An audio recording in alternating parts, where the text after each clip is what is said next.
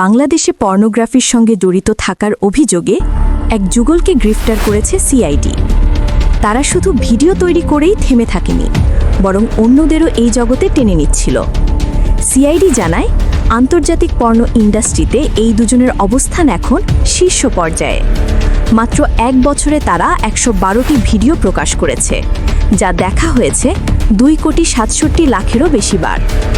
গ্রেফতার হওয়া আজিম ও বৃষ্টি বান্দরবানে বাসা ভাড়া নিয়ে এই কাজ চালাতেন।